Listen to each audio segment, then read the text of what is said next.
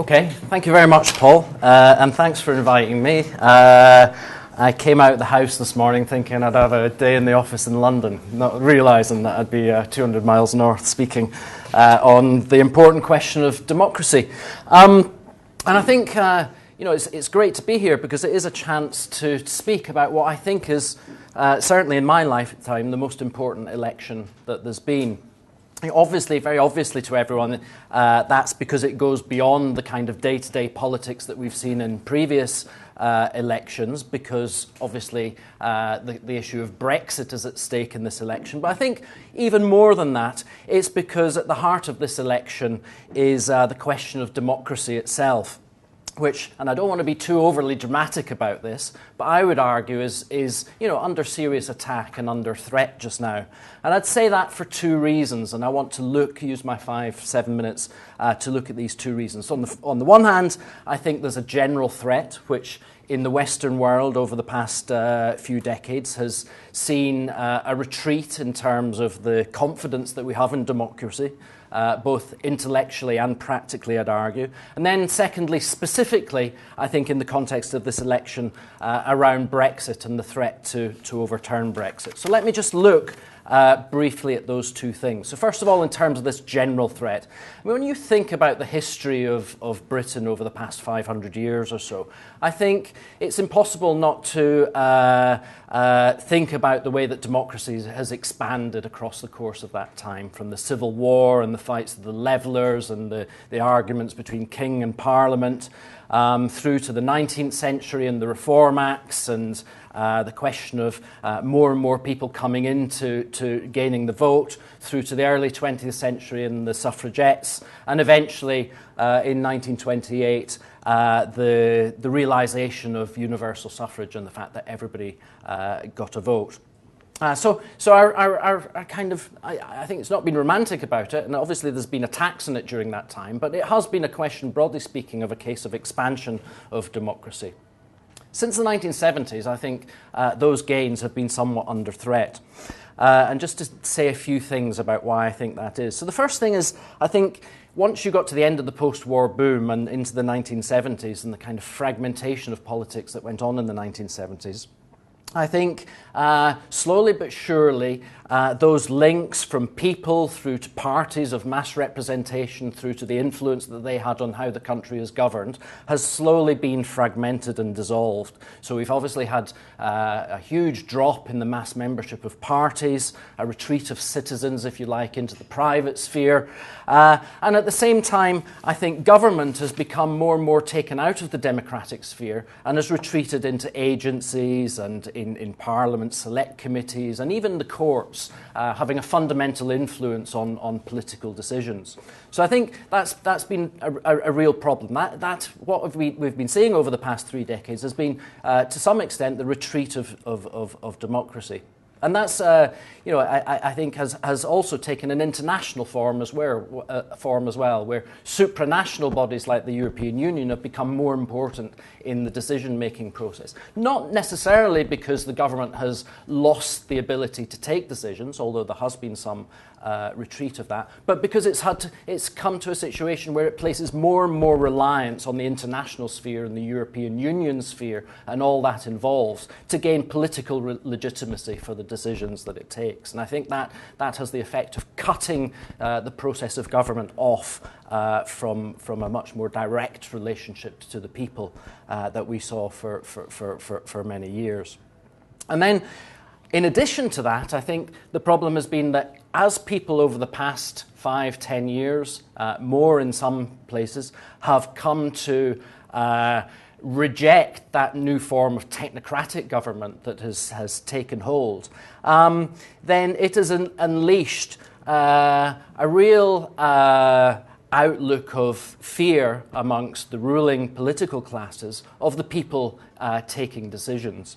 And now we have the publications just in the past year, for example, of books like Against Elections, David van Rooibroek, a Belgian writer, or Against Democracy, Jason Brennan, who's an American writer. So intellectually, there's kind of that. There's been something of a loss of confidence, I would argue, in democracy.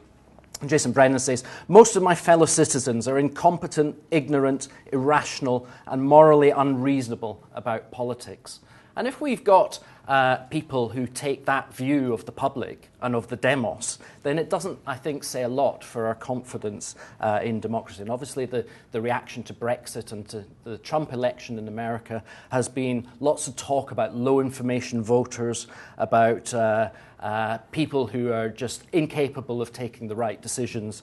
And to a certain extent, the idea has arisen, and the two authors I've mentioned are primary amongst them, about the idea of, well, maybe we should move from kind of universal suffrage situation to citizens' juries and kind of narrow the sphere of decision-making away from the demos.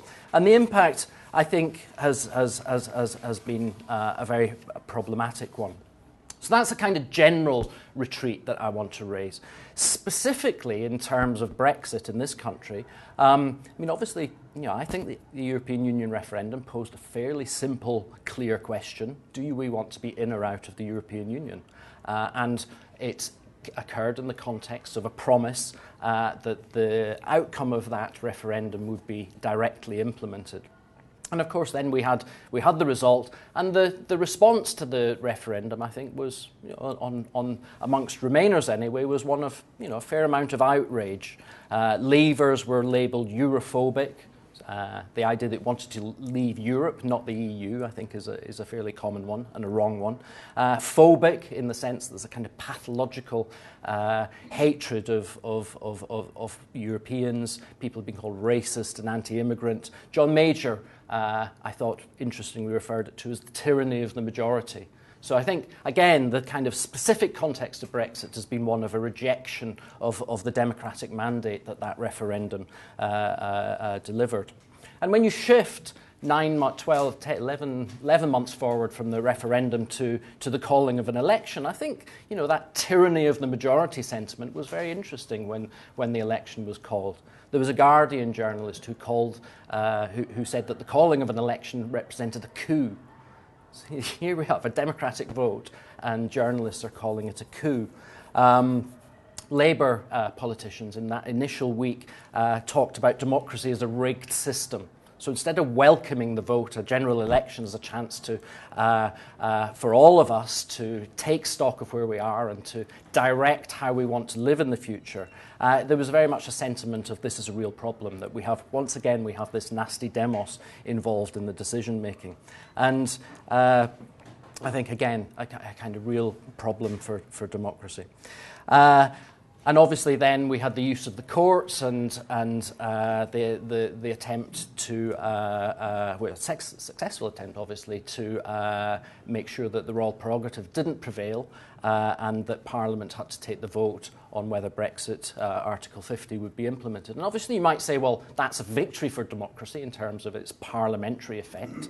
But it does raise the thorny question as to why the direct mandate that the people gave the government to trigger Article 50 to leave Europe wasn't actually put into action. So maybe that's something that we can maybe come back to in terms of the way that all works out.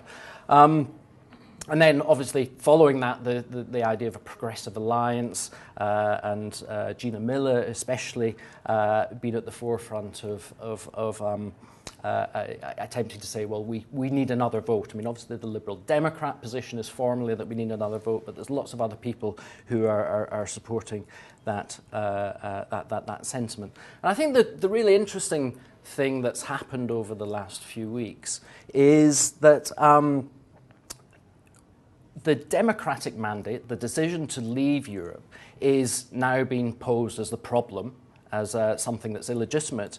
And it's been posed as a problem by those who are donning the garb of people who are supportive of democracy. So Gina Miller is very much someone who presents her case to enforce another vote, to reject the democratic mandate, as something that's a democratically legitimate thing to do. She says, democracy is a very precious thing. That's Gina Miller. We must ensure democracy is not stifled.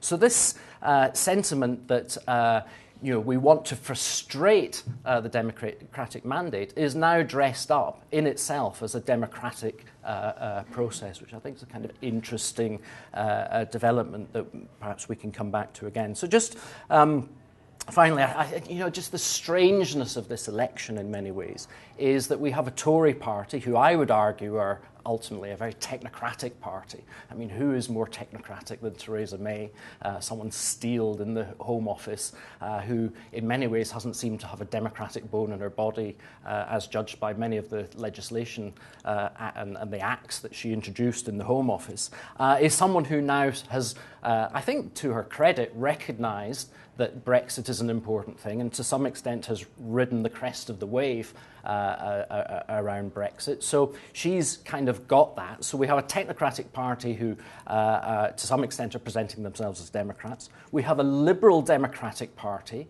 who seem to me to be the most illiberal and undemocratic party that we've seen for many years, who want to frustrate that democratic mandate and use all sorts of liberal justifications to do it. And then a Labour Party, which seems to now be very much cut off from its traditional working class base, which gave it its democratic impetus, and much more keen to get into bed with a middle class constituency, much of whom reside in the south and who are in the cultural sector as opposed to perhaps the traditional sort of manual working class jobs, and who are running scared of the very issue of Brexit.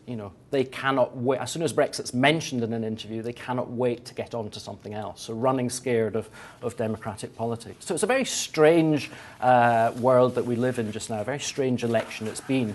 To my mind, and the argument I would make is that I think Brexit and democracy absolutely should not be buried in the context of this election. It should be brought out and exposed and examined, and we should all do our best. These sort of meetings are part of the way of doing that, to understand exactly what's at stake here. And that we should make sure, to my mind, that what was the biggest democratic mandate in British political history, when 17.4 million people voted for Brexit, we should make sure that that is pushed through, and that would represent the democratic will of the people, as everybody talks about. So it's kind of, just in terms of practical thing, I think it's worth in this election seeking out in your local constituencies and examining where MPs stand on this particular situation. And it is worth, I think, moving away from traditional allegiances that played out in terms of our general assessment of the type of politics and the parties that we want to vote for, and actually saying, well, who is it that's most going to support the democratic mandate? And they, I think, would be at least worthy of consideration for voting for them.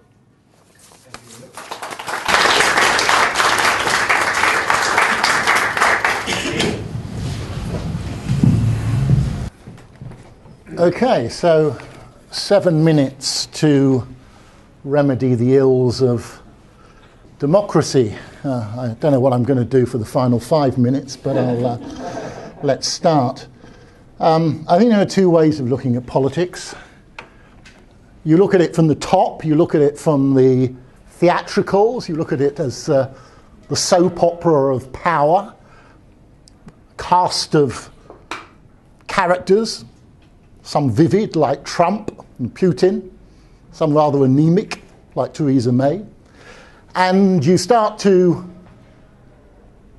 get involved in that particular drama. I think the other way to think about democracy is to think about it from the bottom. You think about it from the point of view of the citizen, the demos, the people who are supposed to be centre stage in a democracy. And I guess my first comment is this, that the work of being a citizen is extraordinarily hard. It's thankless, it's demanding, it's frustrating, it's confusing, you don't get paid for it, and it is very easy to give up. And so a lot of people do.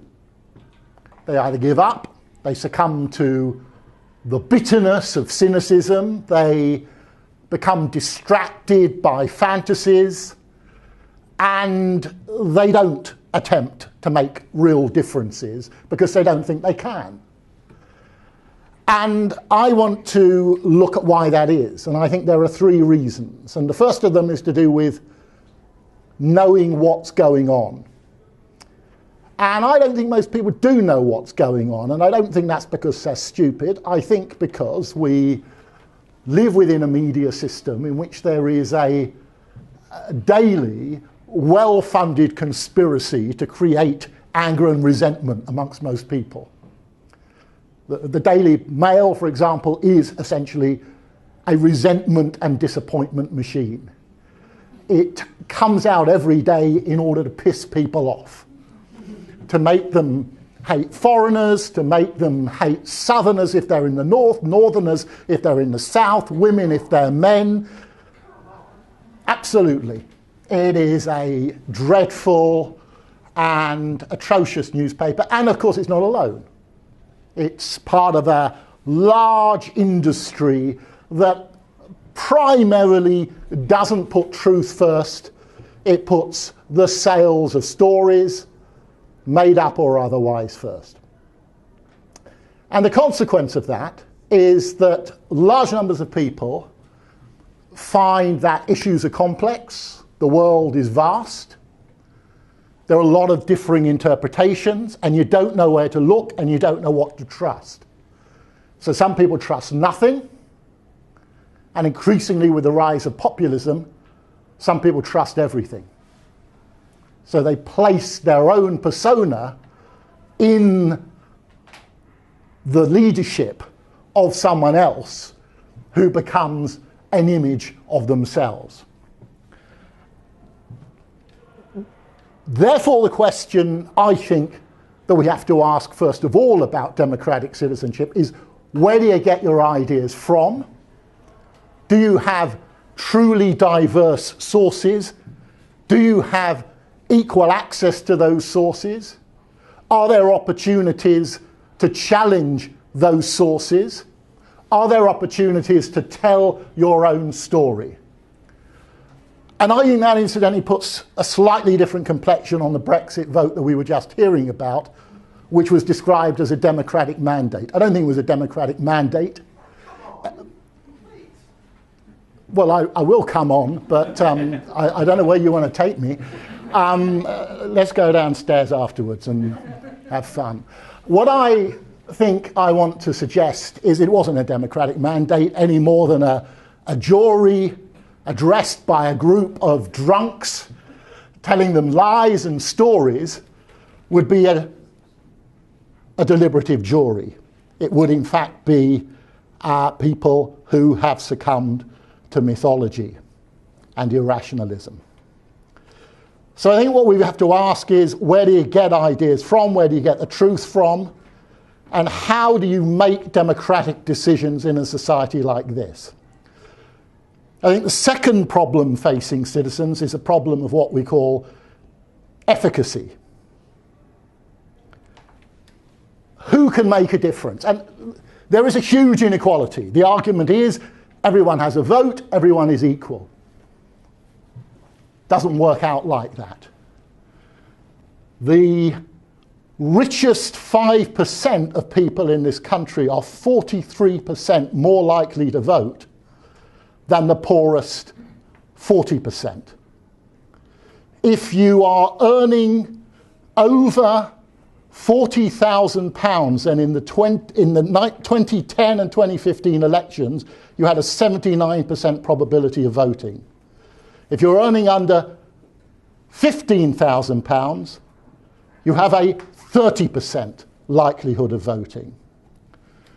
And the reason that people don't vote when they're poorer, and very often are the very people who are the most affected by the decisions of the election, is because they have given up hoping that there is anyone who really understands their lives, really understands what is happening to them on a daily basis, really understands what it's like to be queuing up in the food bank, really understands what it's like to be someone who's got 3 kids and you can't feed them and you've got to make moral decisions between shoplifting and neglecting your kids. And these are real stories for people. They're not stories that can be brushed away. So unequal efficacy is a problem for people because people feel indignity if they think that their vote and their voice is worth less than others. And then there's the third problem of democratic citizenship, and that's the problem of voice. And I think the problem of voice is the most important one of all. We have allowed democracy to evolve into something that largely takes place, with exceptions like this very worthwhile meeting, in television studios, in stage-managed debates, in organised press conferences, and in stage-managed events at factories where the role of most people is to line up behind a party leader and say absolutely nothing. And that surely can't be the image we have in our mind when we think about the great historical project of democracy. So where I agree with the first speaker is that there has been a bursting of the bubble in recent years. There has been a sense of political implosion where instead of people being deferential, voting for the lesser evil, not voting at all, minding their own business, large numbers of people have become angry and frustrated. And that anger and that frustration has been exploited with the most morally deplorable cynicism by populists.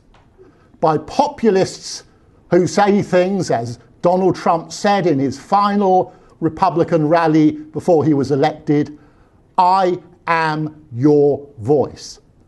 That's the phrase he used. Not "you are your voice," not "use your voice," not "speak for yourselves," not "tell us what you think," but "I am your voice." Politics and democracy becomes a matter of ventriloquism. So what I want to suggest is that populism won't go away. Brexit was a manifestation of a particular pathological moment of populism in this country. It won't. Populism is an example of a particular pathological moment of the troubles with democracy in this country. Trump was another in the United States. Putin is another in Russia. Across most of the world, people claiming to be winning democratic elections are winning what are increasingly events devoid of any real argument, principle, or ethical accountability. Some people are happy with that. Some people think this is a new politics. Some people think this has given people some kind of spurious new voice. It hasn't. It's stripped them of their voice, and I believe of a certain kind of moral dignity. What I think is the alternative to that, and I conclude with this point, not least because the National Health Service in Leeds is under a lot of strain and an ambulance for the lady over there might take a while, is that I think we need to talk about how we get real voices back into politics. That's what I think people want. I think that's what some young people, mistakenly or correctly, think they're seeing with Corbyn. I think that's what some people think they're seeing with the movements that came after the financial crash of 2008 and the spread of the Occupy movement. I think that's what some people think they're seeing when they say all politicians are the same, but that is not going to stop us from having our own ideas. And I think democracy is about regaining voice and regaining the opportunity to question, to challenge, to take on massive daily orchestrated attempts to deceive people and to fight back against those. That's my democracy.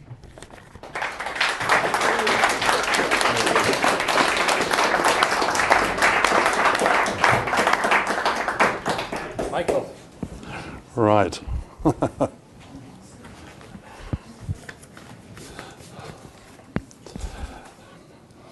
I'm not going to, of course, rise to the bait to defend my party, but not least because I think it's been culpable, just as the others have been over the years, in letting democracy down. And I think there are many aspects which I've struggled against internally over the years and maybe ought to have struggled against more publicly.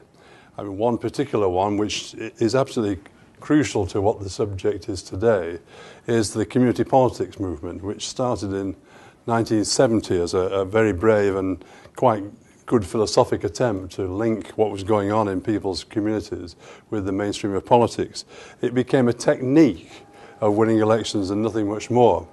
And the problem with that was, in the end, that it put off people of standing and of intellectual calibre from coming forward into politics, and produced a whole set of politicians who only knew how to mend broken pavements and to stop post offices being closed. Important issues in their own way, but not going to challenge the commanding heights of the economy. So I have a lot of concerns about what goes on, nor am I for a moment going to defend the referendum, which I agree with Stephen, it was missold. It's rather like mis-selling PPI. The only difference is that the people who suffered from it were the ones who were fined, and the ones who were culpable were let off and rewarded. It's a curious change. And in fact, if you, just for the sake of saying it, I'm against all referenda in every circumstance. They don't answer the question, and they're capable of being manipulated far too easily, and they take away from our politics the very subject that we're discussing this evening, and that is, how do you actually have some kind of basic democracy which answers the problems of the day and which involves people. It is very interesting that the German constitution, not just in law, constitution bans a referenda in Germany, not least because of their experience in Hitler governing by referendum and having no democratic elections once he came to power. It's very interesting that he's actually barred. And the real difficulty, and I tend to think that the answer to the question posed tonight is that there is very little future for democratic politics, actually, and particularly for the near future. I've seen it decline and decline and decline over my long years, and I at times have thought that it might change and it might alter its perception of things, and it's not. It's just got worse and worse and worse. And the most alarming thing about it is it has become more and more superficial. And the lack of intellectual rigour in politics today is the most alarming factor at all. There is no will to grapple with the very difficult problematic issues which face us locally, nationally and internationally. No one wants to do that. They want simple answers. Years and years ago, when I was first fighting in Leeds, and I used to reckon that if it would work in the Army Liberal Club, it would work anywhere. And it was a tough ask always. A bloke used to say to me, he said, the trouble with you politicians, there's too much talk and not enough action. And I used to always say, no. The problem with politicians, there's far too much action and not enough talk. And you look round at the things that politicians have done over the years, it's because they wanted to act. They wanted to do something. Particularly it meant building something. And they built tower blocks and walk-up masonets and all these disastrous pieces of planning because they wanted to show they were acting. They didn't stop to think and to actually talk with some intellectual rigour about what these things meant. And you can go back into the history of politics in this city, never mind anywhere else, and you find that people spoke in 1909 about the problems of blocks to flats and so on.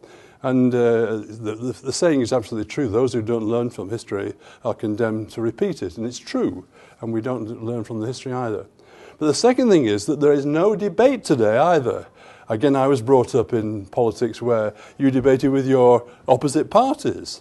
And even in the Young Liberals, we debated with the Young Conservatives, the Young Socialists, and it went on. At elections, there were big debates of all parties.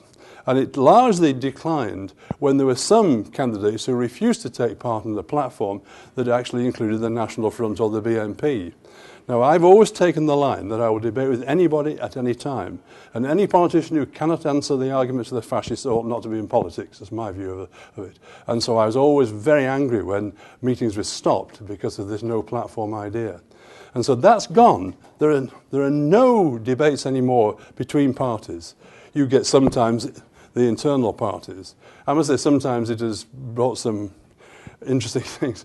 1983 election, I had Brian Walsh, a great QC in Leeds, chairing all my meetings, and he was very good at picking when to draw meetings to a close. And at one school, it began to wind down. I said, I think we ought to stop now and let Mr. Meadowcroft go on to his next meeting. Look at the back dancing. And I said, I've got a last question. No, said Brian, I think we've come to an end of the meeting. It's just a quick question. It's a quick question. And Brian relented. He said, all right. He said, what would the candidate do about Northern Ireland? It was certainly a quick question. But I mean, we did have meetings, and people came, and they will not now come. And there's another curious aspect as well of the way that politics is now organised on databases and on internet, that when you get members who join through the internet or through the central party, they have no interest in what is going on locally. It's very curious. It's more marked, of course, with the city when they have no interest in a particular constituency, which is just an artificial chunk of that city. And you have to grapple with that to interest people.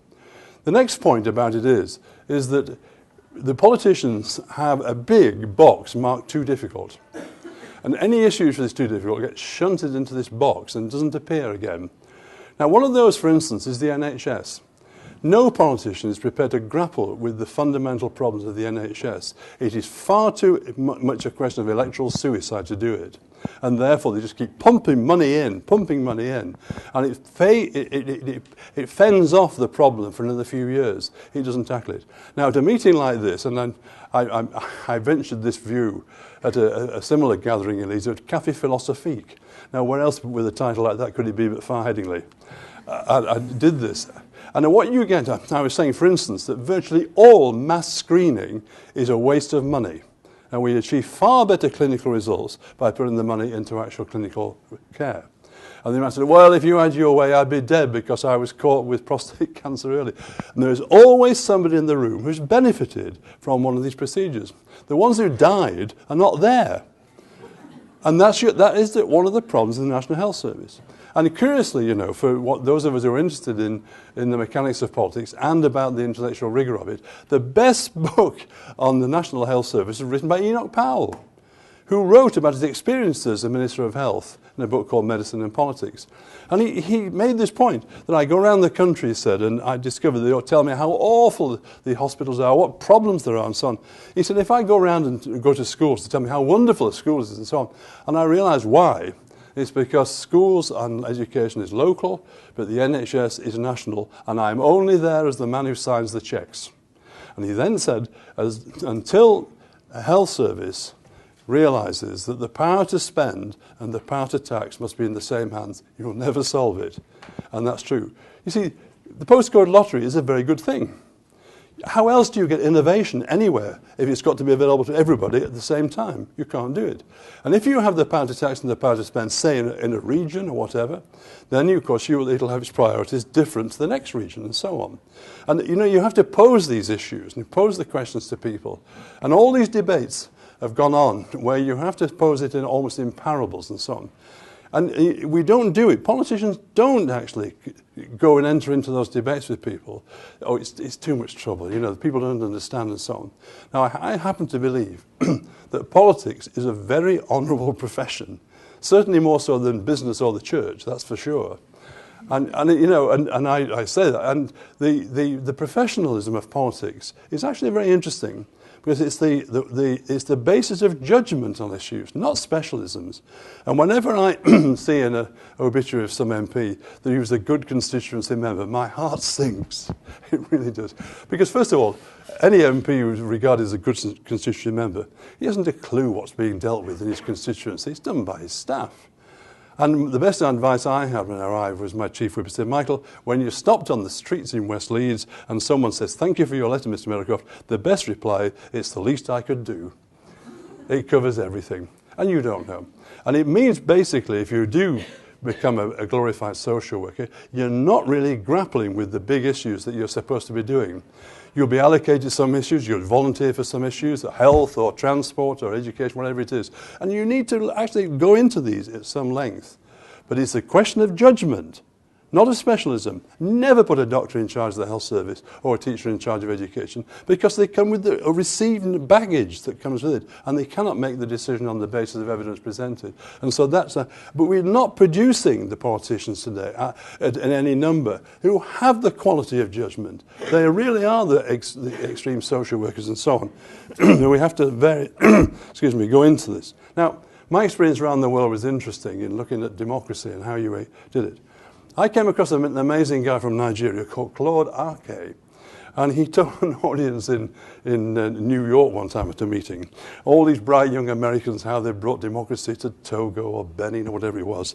And eventually Claude Ake got up and he said, look, he said, there are many examples around the world where having elections makes the problems worse, not better. He said, if you have political parties that are based on tribes and the dominant tribe, you legitimize the tribal domination.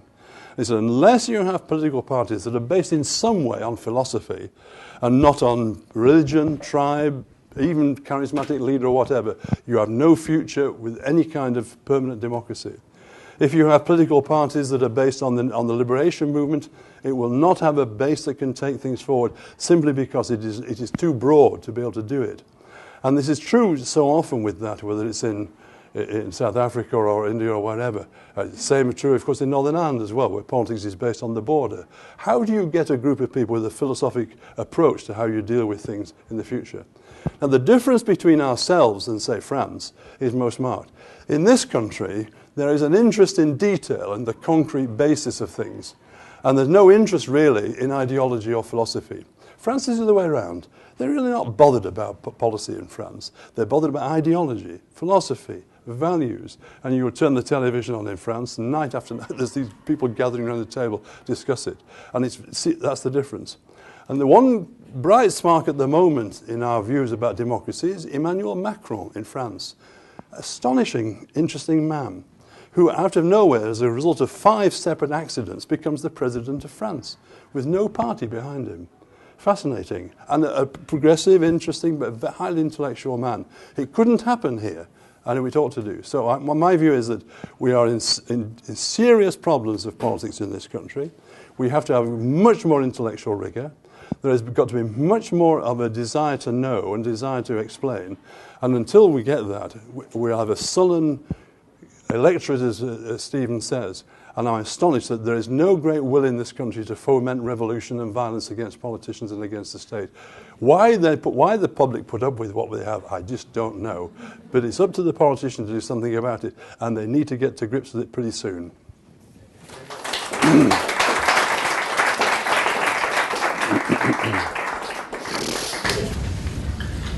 Could I just correct that gentleman? I think the second speaker was his name Stephen. Yep.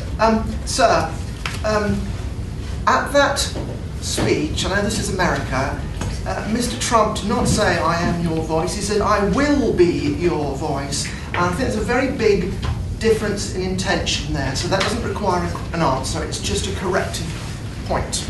It would be a very good correction if it were true, but you're wrong.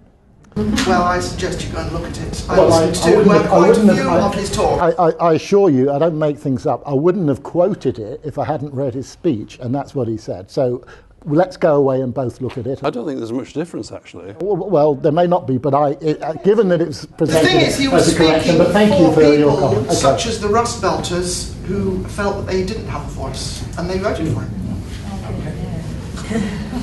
Yeah, I completely agree with Stephen and Michael on the extent to which Brexit was not a democratic mandate, and I disagree with my neighbours here. I actually wonder if when the people that voted in for Brexit don't get what they were promised, what will happen then? Might we see even the revolution that Michael was talking about? Okay. There's lots of talk about the poorly informed demos making the wrong decision. It's at what point we decide that the lack of information or the lack of appreciated information negates the democratic process. And particularly, the magazines, The Guardian, The Observer, there's been lots of debate about very affluent billionaires influencing the popular vote by use of social media and distorting the democratic process. Okay. Who's got the ultimate jurisdiction about when the vote's negated?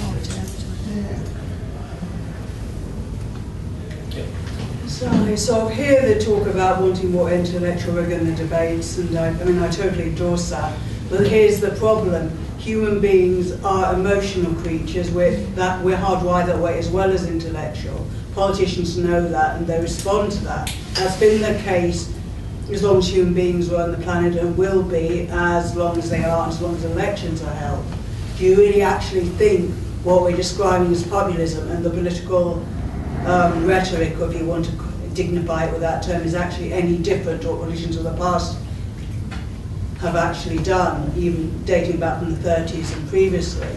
I mean, because presumably there must, if you want to say democracy is doomed and populism wins, you have to assume somehow there's something about the human psychology that where we've given leave of our intellectual abilities and let our emotional senses run riot. I'm very sceptical with an informal background in psychology that's the case. So if people are responding more to emotional rather than intellectual debates, why is it that they are actually doing that when we've always had the same capacity? And presumably by default you can flip it, but politicians need to think about how that can be done. Okay. Any more points? Yeah, it just follows on from that point there. Just this point about people, the poor don't vote because no one understands their lives. I mean, in the Brexit vote, a lot of poor people did vote. People who've never voted before turned out in quite large numbers to vote, and I think that was one of the reasons why the result surprised people. So your talk seems to be concerned about poor people not voting, but at the same time when they do vote, you seem to call that pathological populism. Is that just because you don't like the way people are voting? Take one at the front and was at the front there. Yeah. Perhaps the panel will look at the question of what has happened to political parties. I mean, there was a way in which Steve was saying the citizen could made it easier for the citizen to contribute to think about politics, to contribute to politics, a place where debate did happen, and Michael was talking about debates between parties, but that seems to have that disappeared at some stage in the last 30 years, and I'm not sure that the input, the momentum movement in the Labour Party has developed reinstated debate rather than electioneering and canvassing. Sorry, I didn't hear any of that. Did you not? Oh, sorry. No, not a single word. What has happened to political parties? What has happened? He was asking what has happened to political parties. As a way in which Stephen was talking about citizens, about citizenship being very difficult, and it is very difficult as an atomised individual. But we used to have parties where people could get involved in politics and debate questions and debate between parties. What's happened to them? That was my question. I'll go over here and then back, and then following that back to the back. Go on. I'd like to agree with probably all the speakers in the sense that I think that we're in a democratic moment that we need to take advantage of this, because I personally have been a little bit disappointed, looking at the debates around the election so far. I think they're a bit kind of low level, and I would be hugely disappointed if it was all about personalities, say, who's the person you can trust, or I think that this moment is full of possibility, and for the first time in a long time, we could be part of a national conversation and a debate around things that actually matter. We could be a part of a conversation about the future of immigration policy, for instance, and basing it on a much more sort of international system and a fairer system. We could be a part of a conversation about the economy, which is at the moment just a zombie economy ticking over, and a lot of that is fueled by EU handouts and all the rest of it, just keeping things going. But we could say, well, why don't we lift the lid off the economy and have one that has blue Sky's thinking and innovation at its heart, and you know, we can drive forward to a future a little bit more. So I think that, you know, really in a sense, I think the main thing is, and I'm pleased to see everybody engaging in a debate like this tonight, is, you know, we do need to raise our game. You know, I really think that this is the time we need to get out there and be talking to people and raising our game about, you know, the potential that we have in this moment, and we don't want to squander it. Yeah, the problem, people are saying with parties, with political parties, it seems to me that there is one political party in particular, for me, that has a problem, and that's the Labour Party. Because what I think is missing from this election, or from politics, is an alternative. And I think that, you know, I think it's all very well to say that people have got it wrong, or that there's too much emotionalism and people don't really know what they want. I think there's a huge, as the gentleman over there said, there's a sense that there's a mood that people do want change and that people are not satisfied with the way things are. We have that mood, but we have no political party that is actually articulating that mood. And historically, that was the Labour Party. It was the politics of the left which said, this is the alternative, and we will express the alternative. I think where I would fault them, and I would really reproach them, is that they have been part of the problem, but they have tried to keep a lid on it and pretend it wasn't happening. When people finally say, look, we've had enough, we want change, they then turn on the people who want change. Now, I think that it isn't a problem just with political parties in general, it is a problem with the left and with the Labour Party. And I think that's what needs addressing. And I think that they're wrong to turn it back on us, the electorate, and say that we are somehow at fault here. I think really political parties need to start, if they're into politics, if people are going into politics, then they should be talking about ideas, and they should be talking to people and treating people like adults. Okay, thank you. Well, to start on that last point and ties in some of those points, in a sense, some people kind of saying people have been inspired by this referendum. People have kind of been politicised and inspired by some first time for ages. But there's a big downer on it. So why would you have such a downer on it? And if you want to come back on any of the points as well, why don't you find it as inspiring as some people find it?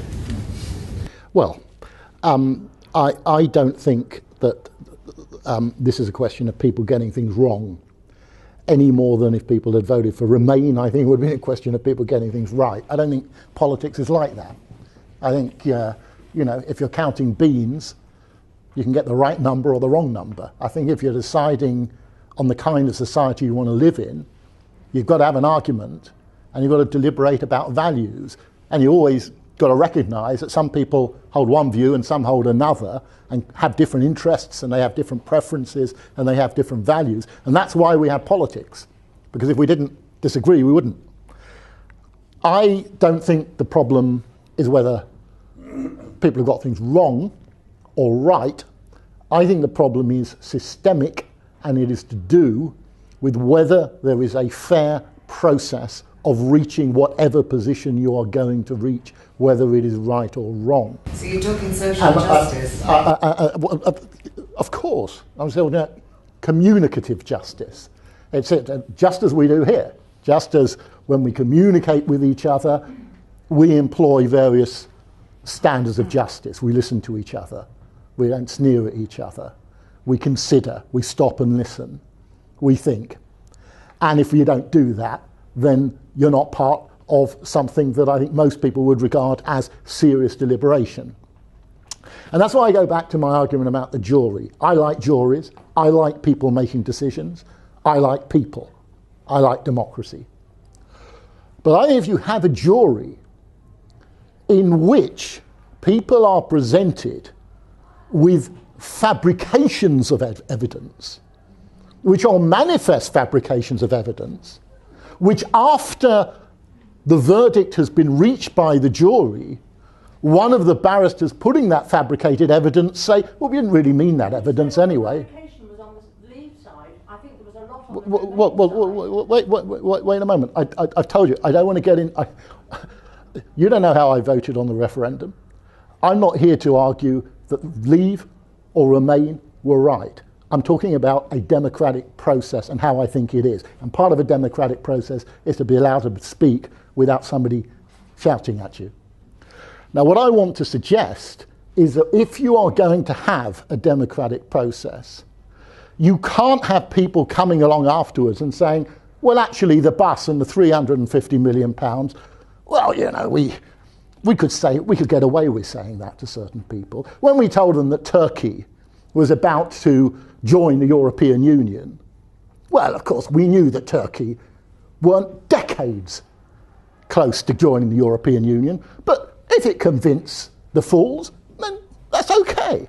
Now, that's not a question of whether people making a decision end up being right or wrong. It's a decision, it's a question of fair process, and that's my answer to your question. And I absolutely agree with the man in the front row. I think he put it very eloquently. I think we've got to up our game. I think it's a question, actually, of human dignity here. If you want the kind of politics where some people are treated as if they are not capable of thinking, so they have to have these constant smears, insults, the daily nonsense of the Daily Mail and so on, then then have that, and that's okay because we've got that. But that's incompatible with a democratic process. If you want a democratic process, you've got to do what he says. You up your game. You start having serious conversations. You start debating. You start saying, if you've got a claim, what's the evidence for the claim? I agree you have to up your game, but I don't necessarily agree that it's incompatible. But I just want to, you want to come back? Yeah, I mean, Michael finished up with the point, why did the public put up with it? You finished up with the point, democracy is about regaining a voice. Mm-hmm. That's what happened. That was what the referendum was. It was about the mass of people in this country coming back into the political process and assessing an opinion. And I think you're being completely disingenuous, actually, when you say you're all for the people, when, to quote you, you just said they succumb to mythology and irrationality. You obviously have no faith in the people whatsoever. I just think it's been quite interesting the last year or so, especially, because every time I turn on the telly and watch a programme like Question Time or any of these kind of political discussions that involves an audience in the room with a series of politicians, I think it's very interesting the way that the conversations develop these days, because what used to be the most boring, tedious programmes, I mean, God, Question Time was unbearable for years, have all of a sudden become actually quite interesting because an audience has found its voice, and politicians can no longer get away with expressing the same old platitudes because people put them under a bit of pressure. It was really interesting on Sunday night, if anybody saw the election leadership debate. The difference between the Paxman sections of the programme, which were terrible and just provided a stage for him to sound off, and the sections of the programme which involved the audience with considered questions, I know selected in advance, but then when you listen to the follow-up questions afterwards, they were interesting questions. People were thinking carefully through things. And my experience of the whole referendum process was that whenever I went to speak to people, they were actually quite deeply thoughtful about the whole thing and taking into account and trying to work out what their interests were and where they stood on things in a way that I've not seen in a political or electoral process for quite a number of years. So for me, the election is the voice of the public back on the stage, expressing, I think, clamouring for more of a say in how politics is run. And the form the expression of that is to say, well, we are coming out of the European Union because we want a say in terms of the way that politics in this country works. And I think it's very interesting, just a final point, Paul, that we seem to have reached a stage just now where the people that get it in the neck are the people that did come back onto that political stage. I just find that very interesting, that having expressed a voice, but what do you mean? Everybody is... In what sense do they get it in the neck? Well, I mean, you just whom? Called themselves succumbing to mythology and irrationalism. No, I didn't. And you're far from... Wait a moment. I wrote it down when you said it. No, wait, I wrote it down when you said it. Wait a moment. And what's happened... Wait a moment, you didn't. Hang on. Just let me finish. What's happened is we seem to have moved, and again, I kind of agree with some of the sentiment statements about, and Michael especially talking about the way that political discussion has moved from substance, moved away from substance. It seems to me that the negation of strong political parties expressing ideologies, the evacuation of that from the political stage, if you like, has brought in a much more technocratic form of managerial politics. And basically the middle classes have much more of a voice just now in politics. And you see this in America, where the Democrats were hugely disparaging of any of the working class American people who voted for Trump. Clinton called them deplorables. Much the same sentiment has come from managerial politicians in the middle classes here. I've worked in the cultural sector until recently for quite a number of years. You can feel the disdain for normal people that are having their say just now. And I think, that sort of cut-off section of society in the middle classes, in academia, in the cultural industries, I think has turned its disappointment with politics onto the working class people. And I think that's something that we should be very resistant to. Steve, I'll let you have a very brief response to that. I'll bring Michael in. You will be the first person I come to in the questions afterwards. So you want to reply very briefly, Steve? First of all, I said that one of the dangers of an atmosphere in which people feel that their voice doesn't count is that they succumb to mythology. I didn't say that people who voted for Brexit have voted for mythology or they didn't. The Daily Mail, and you said there. But I mean, can I just look? I think I ought to say something because I've been here before. I've had discussions with Claire Fox from the Institute of Ideas. Extraordinary organisation. An organisation that seems to exist to take a counterintuitive position on anything that any reasonable person ever thinks. So if people are against corporal punishment, the Institute of Ideas are saying, well, why can't you smack define yourself as the only reasonable person, then I don't. And funded by a pharmaceutical corporation. It seems to me that this is a peculiar... How terrible.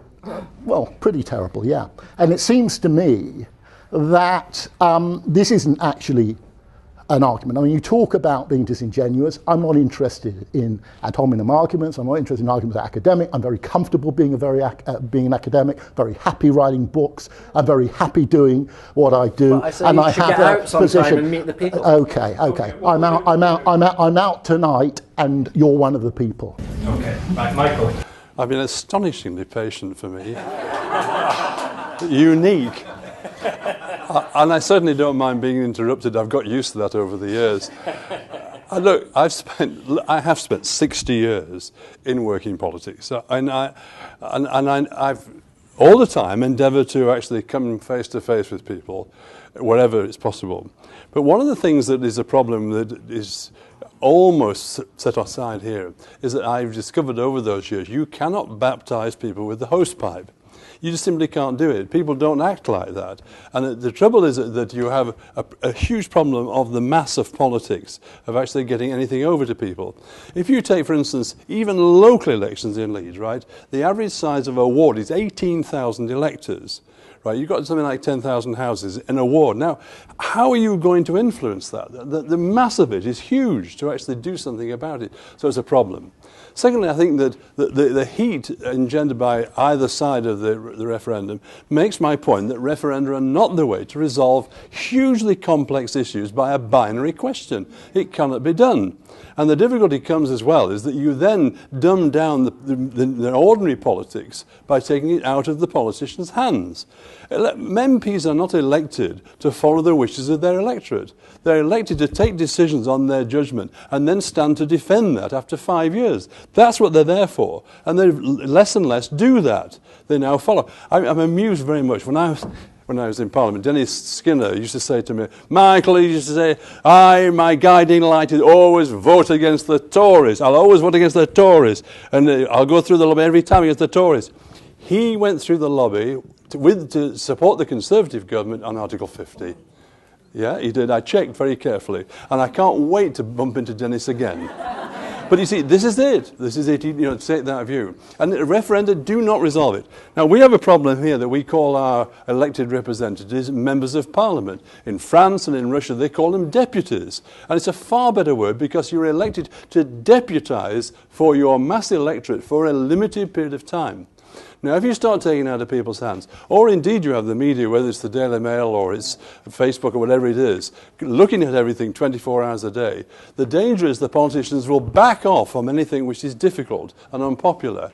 Basically, you ought to be able, in the first couple of years of a 5-year term, to do all sorts of things which are deeply unpopular, but necessary, and then you have 3 years, say, to show people this will work and then to defend it. Now, that's less and less the case. And I don't think, by the way, that Question Time shows that the electorate is fighting back. I think that nowadays, Question Time, and for that matter any questions, is set up by the BBC to be a punch-up.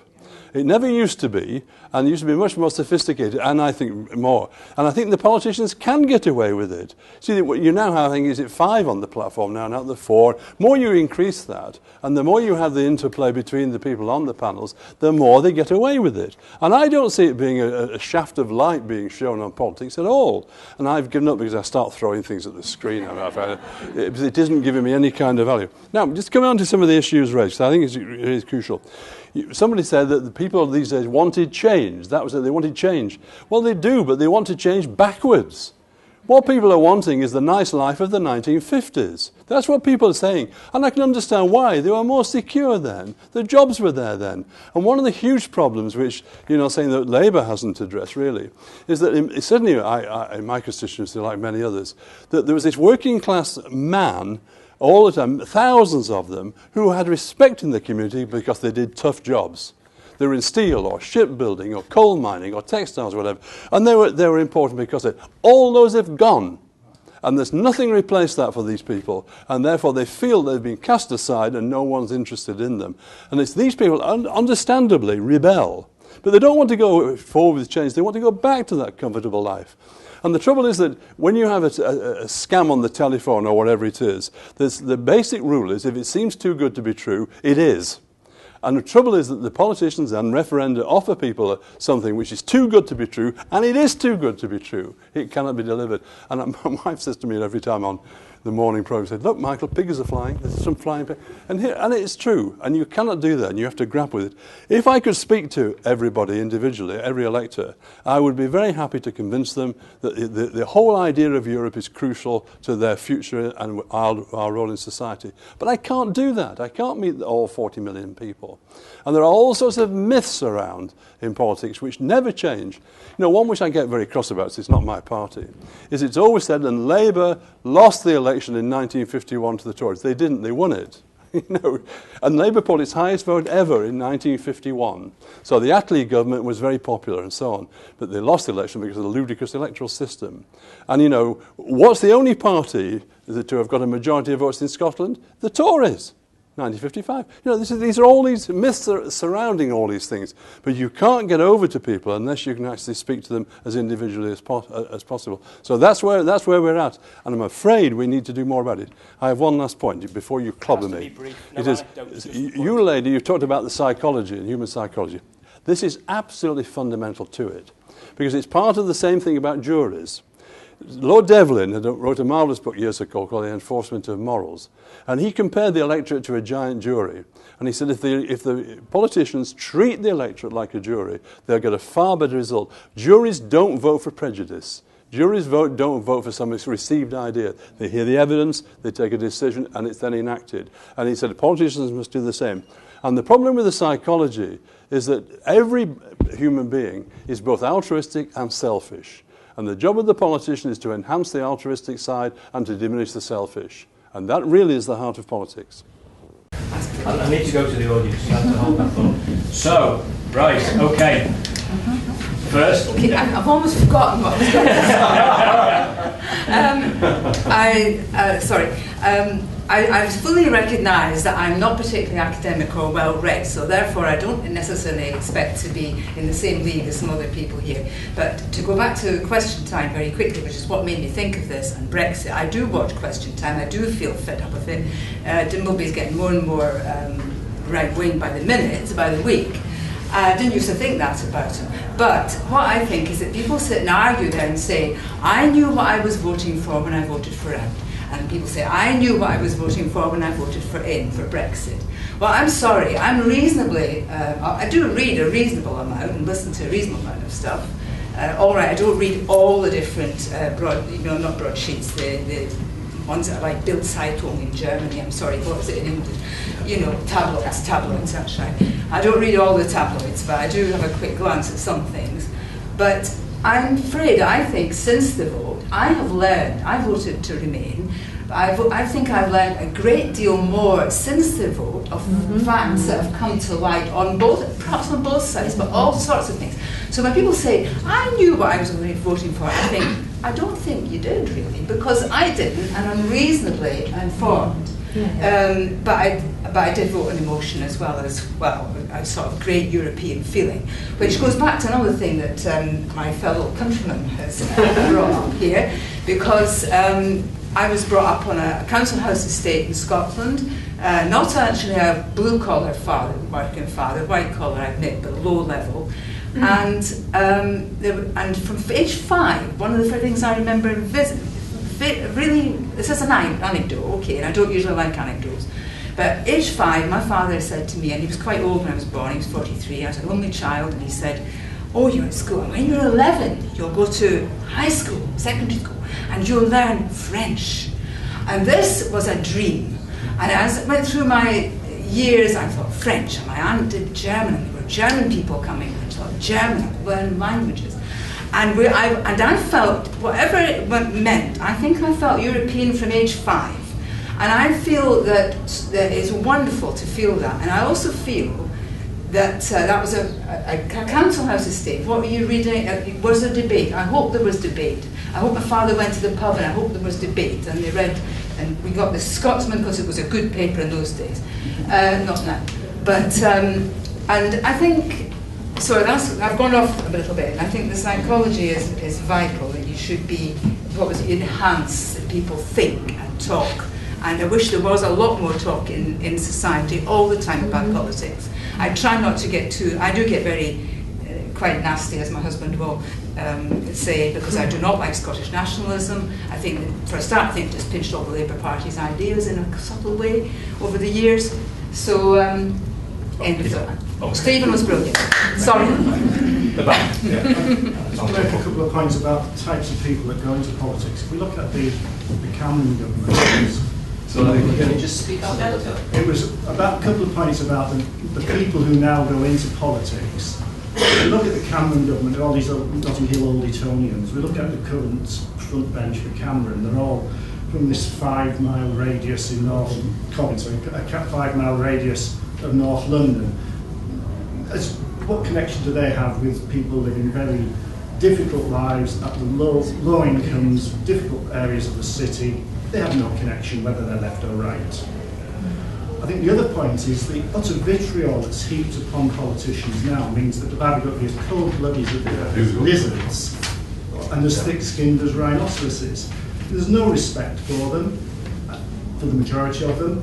Interestingly, that when there is an incident like Meadowcroft murder, there was this outcome because she was seen as a good constituency politician, a local person who knew the community. That would be something I wouldn't imagine would happen for a lot of other politicians who seem very detached, who are parachuted in because it's a safe seat, are sent then by the party. And that detachment means that some of this connection that you're trying to say has now happened, or you want to happen, isn't going to happen when they're just drawn from this very narrow pool of professional people, professional politicians, and also the personality types, the thick-skinned ones who will take the crap that gets heaped on them, who will come out with the platitudes that they've been told to come out with by their central offices and their party managers, the lack of individuality is conspicuous, and you think, where are the political intellectuals? Where are the people like Ian Gilmore or Michael Foots of the respective parties? I can't name any of them who I would say was an intellectual politician in the current rank of politicians that we're now seeing on television debates. Okay, next. 1, 2, 3, 4, 4.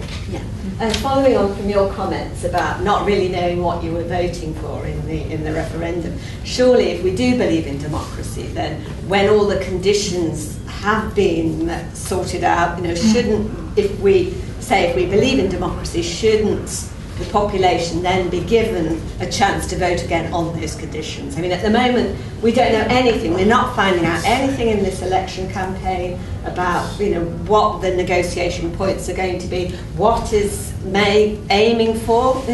We're just not told. So surely, if we believe in democracy, we should have the right, when the negotiations are finished, to have another vote on it. Okay, perhaps a bit less controversial than the referendum. You talked about problems, Stephen, of the media bias, fabricated stories in the media. I just wondered what your views were on the solutions to that. I mean, you talked about citizens' juries a little bit, but that doesn't really answer the media problem. Yeah. My other sort of related point, you also talked about how there used to be a lot more political debate. I wonder if that was really true. I mean, surely in the past people voted very tribally, and with due respect to Michael, probably 90-odd% voted Labour or Tory on tribal lines, with a tiny number of floating voters. And I wonder whether there really was a day when there was ever much more debate. Yeah, to Stephen, you mentioned the £300 million a week and other myths that you claim people were duped by.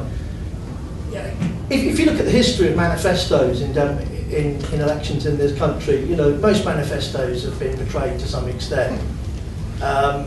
People know that, people make up their mind. I personally didn't hear anybody talking about that claim or basing their vote on that claim. It seems to me when you start qualifying democracy in terms of essentially you're saying levels of education or the right attitudes, etc. Why not have a property qualification? Why not have any? Democracy is a good in itself. And when I hear your arguments, it seems to me that you're arguing that only the right sort of people should be allowed to vote. Yeah. And that's I'm sorry if you think that, because that's certainly not what I thought. Okay. My question is, how do we make a change? I've got to vote next week. I still don't know who I want to vote for. Once again, I feel like I'm voting for the best of a really bad bunch. I don't want to vote for any of them. If there was a box that I could tick that said, I'm not being apathetic, I don't think any of you deserve my vote. Would you go to that? Pardon? Could you face your ballot box? And it has to be recorded. But Forget that. Okay, I could do that. I don't want to do that. No, but if that's your only option, then at least it's recorded. Yeah. And it has to be acknowledged. And it has to be recorded. It's important that we remember I loved Brexit. I didn't agree with it. I think it was far too complex to take it to referendum. However, I loved the passion that it brought. It really did bring a lot of passion out. A lot of people that don't normally talk about politics. And unfortunately, that's now gone. That's true, and that is one of the things that and it's really sad. Really sad. So it was. All these points have to be very brief. Then we'll go back to the panel, and we'll have one more round of questions, and then panel again. So 1, 2, 3, 4, 5. Go. I agree with you. But I actually wish on the ballot paper there was a thing you could tick that said, can we have something different? Can we have something new? And I do, this isn't good enough, because I actually think in my most optimistic moments that there is something new happening and that there's a new kind of politics coming up from the bottom up. And we just haven't really worked out what it is. And when I'm optimistic, I think that there is new allegiances, new outlooks, new kind of formations of politics coming out of here. And what we've got now just isn't able to work with that. It's not. Well, perhaps a new division around democracy itself. That could be what develops in the future. I think we need more democracy. Fundamental principle. Sorry, did you say that? A new division around that fundamental principle. Yeah, around democracy. What the new division of the future. Not less. Could I just ask if the panel and some of the audience actually believe in the EU style of democracy, whereby if the population of a country doesn't get the right answer, they have to vote again until they get it right. My other point is that if Remain had won the referendum, would that majority have been disparaged as populist? Well, Farage said yes to that. Nigel Farage said if it was a 52-48... campaign, no, he said he wouldn't accept a 52-48 for Remain. He would demand a second referendum.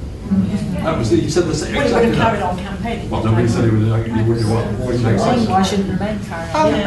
I'd like to raise a topic which the subject of immigration is only, I think the word has only been mentioned once this evening. And I'd like to refer back to the first speaker. I forget the gentleman's name, unfortunately. Alan, thank you. Alastair, I beg your pardon. And he said something that I very much agreed with at the beginning of the talk, which was about the 500 years that we've had since the Reformation, the Civil War, all this, the Great Reform Bill, universal suffrage and so forth. But what I've been very concerned about is that since that happened with the principally indigenous population of this country who had evolved over centuries, that in the last 50 years or so we've been very strongly invaded by foreign populations. Now, to a certain point, this might be... Take it down. Hang on. Can I finish what I'm saying, please? Now, if I can, see, this is the left to shout down at people before they even finish what they're saying. So what I'm going to... You shut up, please, and let me finish. I doubt if you will, that's the problem. Mr. Meadowcroft, will you perhaps give me the chance? Okay, very briefly make your point. Right, the point is that since 1997, and we all probably know about Andrew Nether's article about rubbing the noses of people in it and sending out search parties. If the immigration had gone on at the level before that, I don't think it would be an issue. But what's happened in the last 20 years is that we have had some 5 million or more people come to this country, and if they are getting the vote, they are taking advantage of the things that our ancestors voted for. And what have they done to qualify? Now, some people have done good things, and some people have earned it and so on, but it seems to be an open door, and this is what I'm concerned about Jeremy Corbyn. It will be an open door. That's fine, it's just going off the topic. I'm going to... Next round, it's not off topic, it's on the subject of the election and the democracy. No, what I meant about the democracy is that if we have lots of people coming to this country... And we will have discussions on immigration at some point specifically. So, right, I'll start with Michael this time and then go, well, please, no anecdotes, keep to the point and just answer the question. We haven't got all the time, so it has to be brief. They're not anecdotes, they're illustrations. The thing on immigration, we have always had lots of immigrants all the time in our history. Not like we've had the last 20 years. Just let him speak. No. Exactly like that. No, you're just lying. No, exactly. But anyway, it's also an impossible thing because, of course, the best way to get the net immigration down is to encourage people to leave. Of course, that's the other thing, isn't it? But you see, it's interesting about these issues like that. Was it Richard Dawkins, the evolutionist, very, very intellectual guy? He wrote an article about the reference saying, "Why ask me? I don't know." He said, "Why do you think I elect you?" That was Dawkins saying it, you see. And I think, he was probably right on that. The thing about the referendum and whether it was complicated or people understood it, there was a significant swathe of people that I discovered on the doorstep and outside the supermarket and so on, who were very obsessed with immigration, and they were very nasty about it. You send them back, and so on. And they were quite influential in the narrow result, I'm afraid, with that. So there was that problem when it wasn't about immigration per se. And this guy, Aaron, whatever his name was, who financed the whole...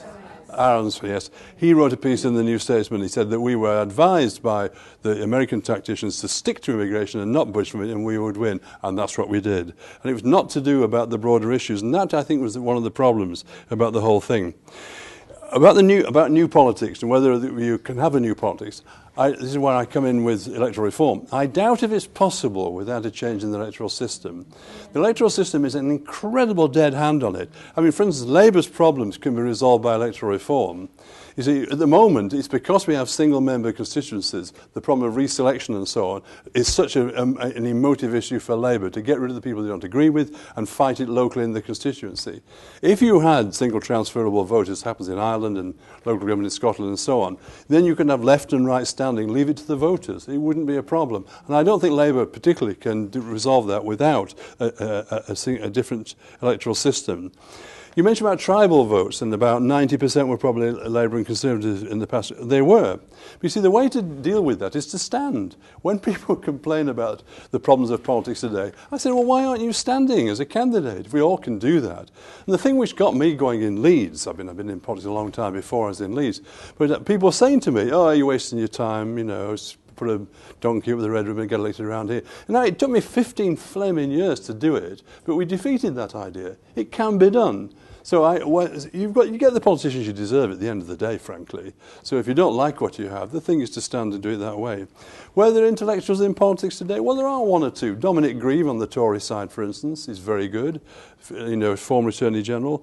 On the Labour side, David Lammy is very good, and he's prepared to take the debate out. Previously, I had Charles Clarke, who was another one who's prepared to do it.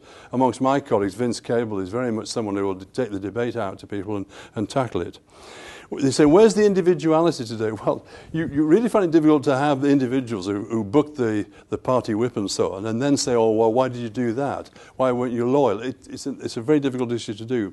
And someone said about all these politicians there, they're all thick-skinned. Well, I would say this, if you're thick-skinned, don't go into politics.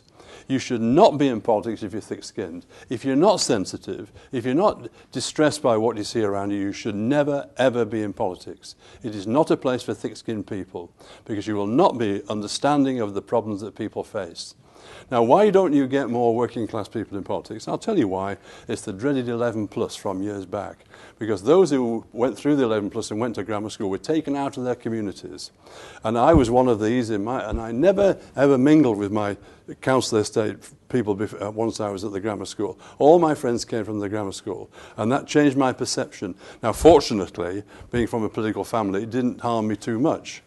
And the difference is today that my son and my daughter are both highly political because they went to the local school in West Leeds, and they knew what life was like. They weren't taken out of it. Today of why working class people aren't in politics. Well, it is because it's the 1950s. Yeah, but it's the same. It's the same people today. You don't have people coming through in working class communities.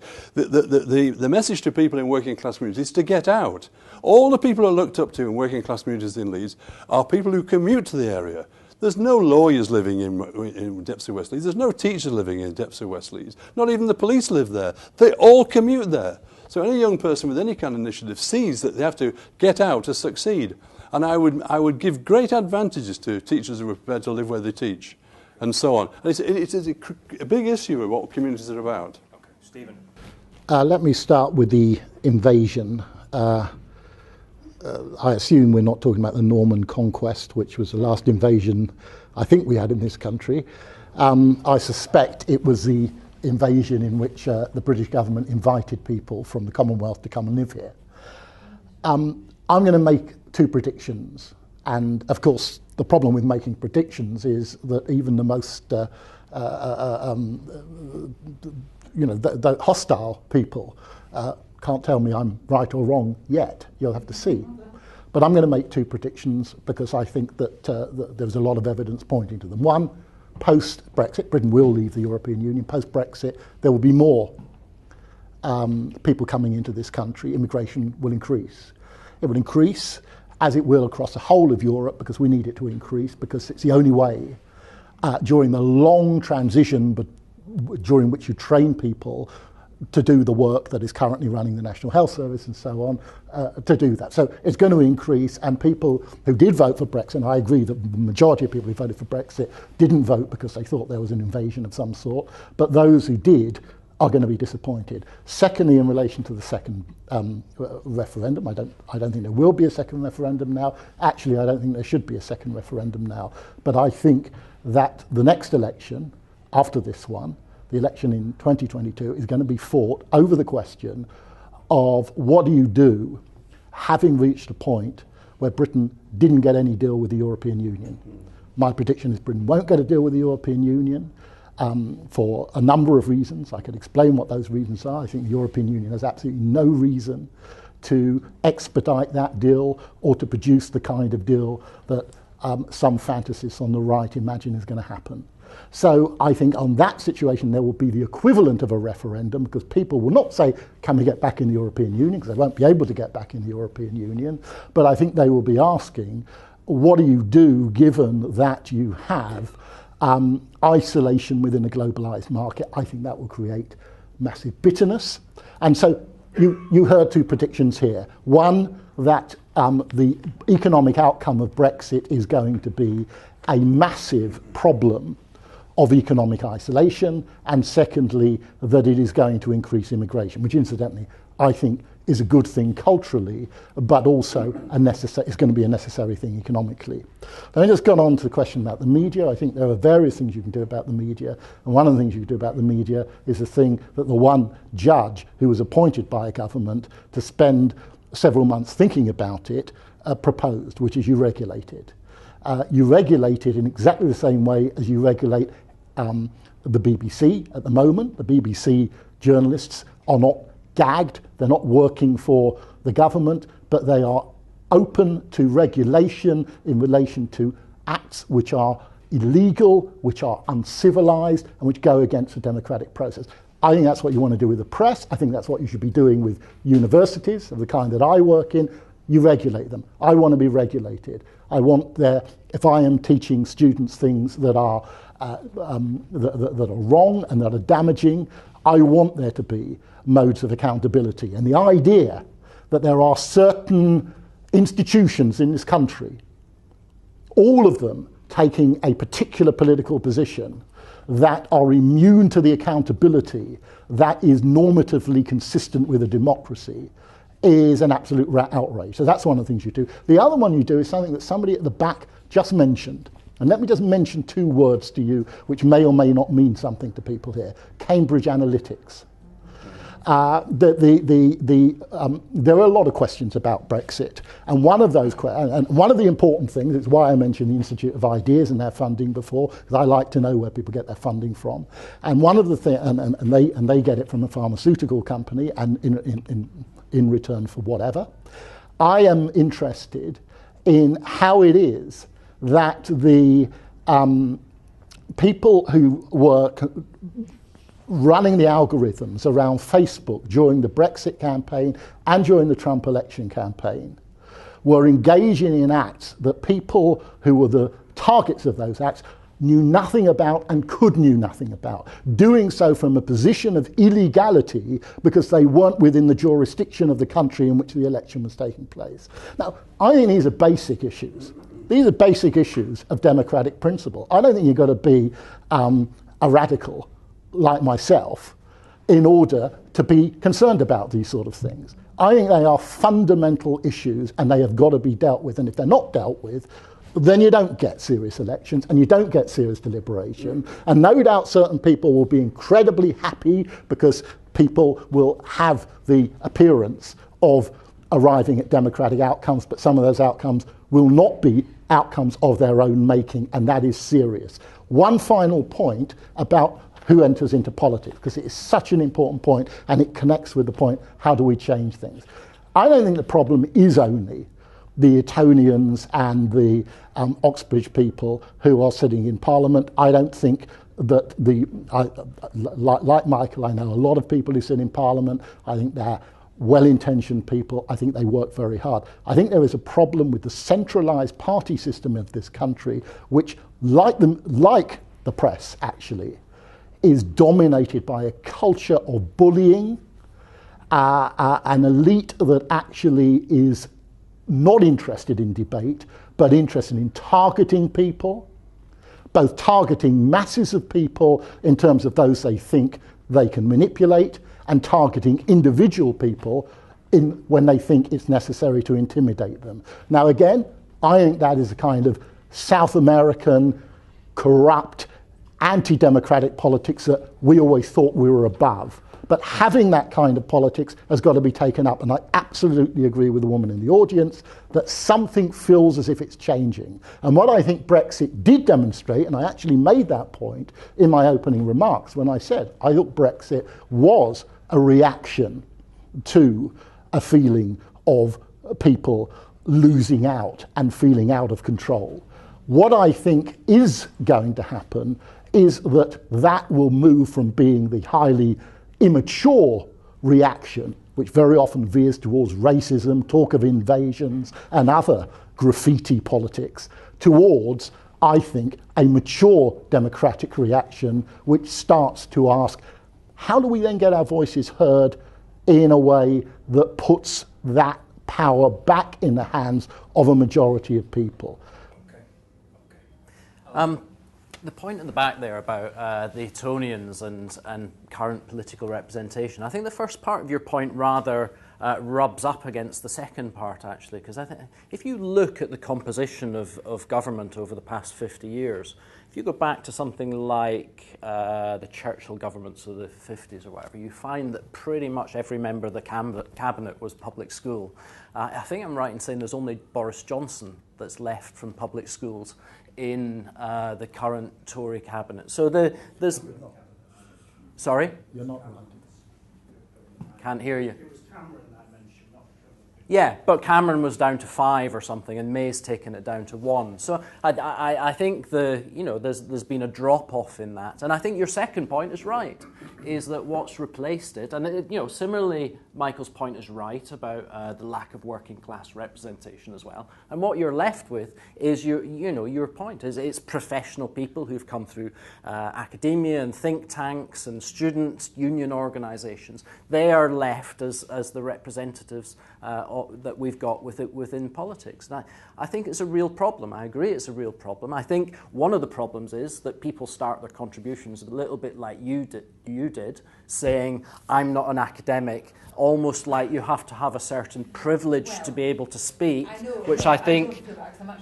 No, but but people talk in these ways just now. Am I qualified to speak? That's how people, to some extent, have started to think. I am confident enough to speak is because I was brought up by this father. But the point is that people feel the need to qualify and justify why it is that they should have a voice just now, and I think that's a real problem. So I think it's no surprise that when you start to get politics dominated by this very narrow class of professionals, political professionals, that the question of that someone asks about is it the case that there was more political debate in the past? I mean, I think there's a lot of noise just now, and there's a lot of argument, but the key point is that there's now no substance, because there's now no political visions that is rooted in the kind of conservative bourgeois agenda and that vision for the future based on tradition and continuing those traditions, versus the kind of socialist left-wing vision of transformation. Those two main political thrusts have completely gone, and hence why we're left with this managerial class. And if this new politics, if your new politics comes along and disturbs that and gets rid of that, then I think we'll be all the better. I don't want to duck the immigration question, because I think it's a real problem just now that this issue is not dealt with seriously. In the sense that it's dismissed out of hand as an illegitimate concern. I mean, I'm a Brexiteer that is actually someone who believes in the principle of freedom of movement. So I have this what seeming contradiction in what I believe in, that Britain should come out of the EU but should also be open to freedom of movement. I'm sure the government will take notice of your point of view. And I think the way that you square that is that actually I'm not for no borders, as it were, which the EU has implemented, but I'm for open borders, as in opening borders according to sovereign democratic decision to allow immigration. And I think you have to win that argument. I mean, I'm someone who's argued for the principle of freedom of movement for 20, 30 years. And I've never felt that I've won that debate. And I think one of the good things about coming out of the EU is that this represents a real opportunity for anybody like me who is interested in freedom of movement to actually win that argument. And I think it requires... Does that freedom of movement... I don't mind people being able to freely move around, take holidays, visit, whatever. I need to let him finish, and I need to take the final few questions, and then we need But what does it mean by freedom of movement? The reason why I think is a really big problem that the likes of Stephen just kind of dismiss it out of hand is I think we genuinely need to get to grips with what the immigration argument is all about just now. Because I don't think it's the same argument that went on 20 years ago, which was fundamentally was in the context of state-managed and fairly, that was the way the state justified itself as kind of manager of immigration. I think just now the immigration debate, it has become slightly different. It's about a cultural anxiety and concern about the future of the country. And Could you articulate that? Could you articulate that anxiety? What is it? Well, what are you anxious about? I'm not particularly anxious, as it happens. Oh, so what do you think other people are anxious about? Well, I think there's an anxiety around what the future holds in a situation where British culture no longer is very sure of what it stands for. And I think the question of what people are integrating into, what cultural strength do we have, what do we believe in as a society, is the really important question to address. Because in the past, when people came in, and I saw this all the time when I first moved to London in the 1980s, was that you had first and second generation Asian immigrants came in, and they fundamentally saw themselves as British because they could integrate into a culture that they understood and become part of that. Whereas once you get to third and fourth generation immigrants, they actually stand apart and want to define their difference. And the key is, the key difference to me is kind of us being working out what it is that we stand for as a society. And that way, it won't be about the raw numbers coming in and out of. It will be about what it is culturally that we see as the future. I wanted to ask, you mentioned the fact that somebody has fabricated truths, like, for instance, the fact that Turkey could enter the European Union. And couldn't it be the case that this kind of behavior is grounded on morals, that you don't even want to think that Turkey, which is outside Europe, could enter the European Union, therefore reaching the highest good, in this case, compels he who fabricated this thing to sell the public a false truth, like Turkey could enter the European Union, because it's the only way to protect from something you really don't want to, just like Turkey entering the European Union. So maybe democracy is left a bit behind because there is a greatest good to be achieved instead. Right. Okay. We will take the speakers in reverse order, starting with Michael. You have, I'll go on, one last question. Well, it's just a quick question about process, because it does seem that, is it the case that within the sort of discussion about the democratic deficit, that there is a lack of recognition of the sort of intellectual exhaustion of politics? Because there does seem to be a focus on process, and this has been the case since even before I could vote on Charter 88. And in the manifesto, in these current manifestos, there's an agenda of decentralisation, and Cameron, when he came to power, talks about giving power back to the people. And what do people think of this question of the process? You know, is the democratic deficit due to procedures, institutions, processes, or is it due to an intellectual exhaustion of wider ideas in society? Okay, but you have a maximum of a minute and a half. Nothing can be done in that time worthwhile. The last point, in a way, refers back to the question about manifestos, because manifestos, frankly, are a waste of time. They're a mere snapshot at one moment and cannot possibly predict what will happen over a 5-year parliament. And I say that having written far too many of the damn things over my time. And I mean, to take the one crucial example, what I wrote years ago about East-West relationships went out the window the moment Gorbachev came to power in the Soviet Union. It had all gone. It changed. And the same thing with other issues. So what matters is not the manifesto, but what are the values, what are the philosophies of a party? Because that tells you how the party thinks and gives you some idea how it will approach problems as yet unknown. And the thing is that what voters who are concerned about this need to do is to look at the statements of the basic philosophy of the party rather than the policy points. On immigration, my great problem is that I have never yet found a basis for borders of countries which is rigorous and stands up to being sustained. There is no argument, I'm afraid, that sustains it. I'm a world citizen. It's the only ID card I have.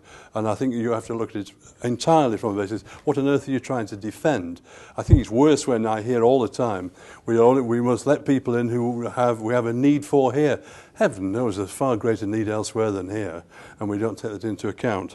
The last thing about qualifications, curiously, politics is one of the few fields where you don't need any qualifications at all.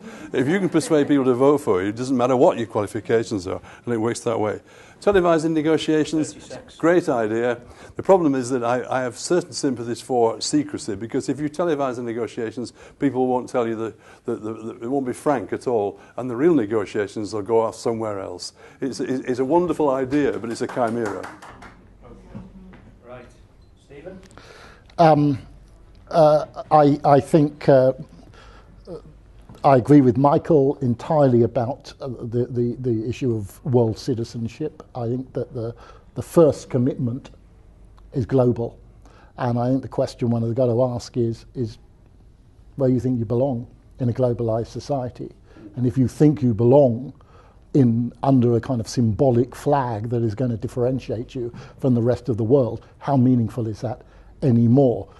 Televising the Brexit negotiations, well, it'd be a very good idea if you got Theresa May to even agree to take part in a televised debate and stand up and give 30 seconds on what she's actually going to say in the negotiations. And I understand her predicament because she doesn't know. Turkey, actually, I thought the very astute point you made. I think that's probably the way that Boris Johnson did think. I think he knew he was telling a lie. I think he often knows he's telling lies. He's a compulsive liar. I think one of the reasons that he said that was he thought he was doing it for the greater good. I think he thought that, democracy wasn't important in this respect. You've just got to feed people with something. I think that's where you've got to actually have principles that go above that question. I don't think this is just about process, and this is my final point. I think it's about culture. I think democracy is hugely about culture. It always was. In the early 19th century, in the early 19th century, everyone knew what democracy was, and the elite were against it. In the 21st century, the elite says they're in favour of democracy, and nobody knows what it is.